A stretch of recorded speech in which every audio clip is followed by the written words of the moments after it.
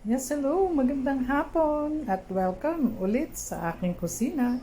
Tara, ako po'y magpabahagi sa inyo na ang gagawin ko ngayon ay moist banana bread. Ayan po ang mga sangkap. Siyempre merong sagi dahil overripe na po yung aming banana. Ayan, sa regular na saging pwedeng gumamit lamang po kayo ng 3 peraso at dahil malilit ito, akin pong ginawang 5. Andyan po yung baking powder, ang asin, 2 malaking itlog, syempre yung 1 and 1/3 cup ng ating all-purpose flour.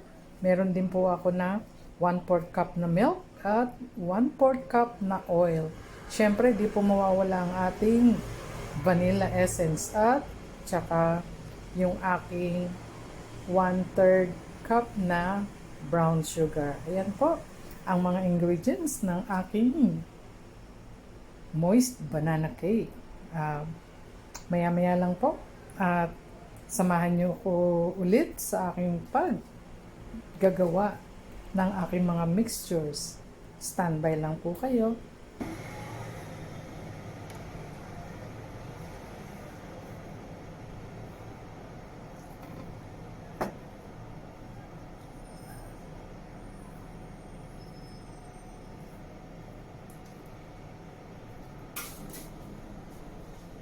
Gatas,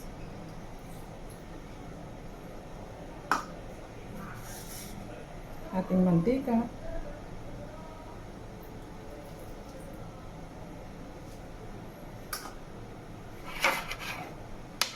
ayan.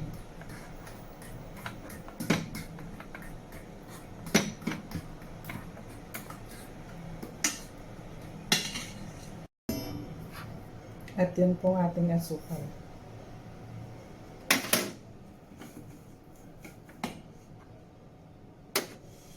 At syempre, lalagyan din natin ng vanilla essence. Tansyahin nyo lang po, pero required ng 1 teaspoon. Ayan, haluin lang po natin ng mabuti ang ating mixture. Ito po yung wet mixture. Lalagay na po natin yung 1 3/4 cups na all-purpose flour. Asin, 1 teaspoon.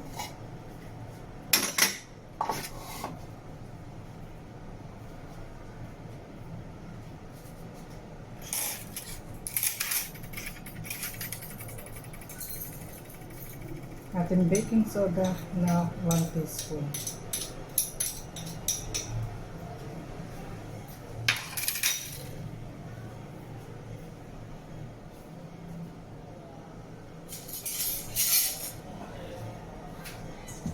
Ayan. Atin na pong pagsasama-samahin ang dried ingredients, yung salt, flour, at yun pong ating. At eto, ready na nga po ang ating mixture. Ilalagay na po natin siya sa kanilang hulmahan.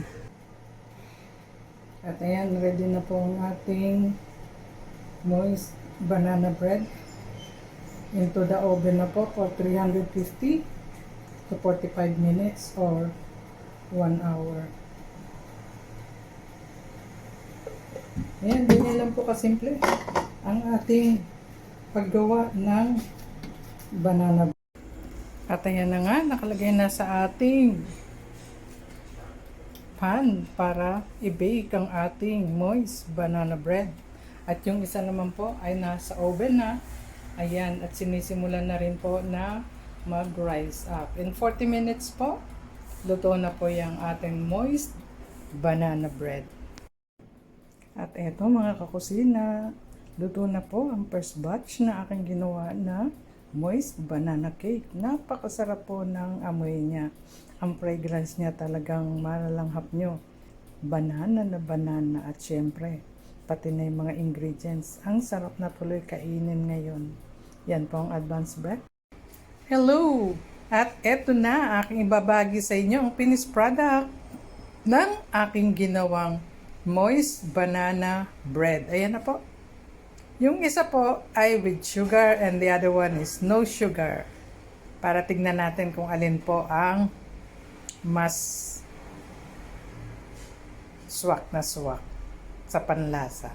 Thank you for watching. Bye-bye!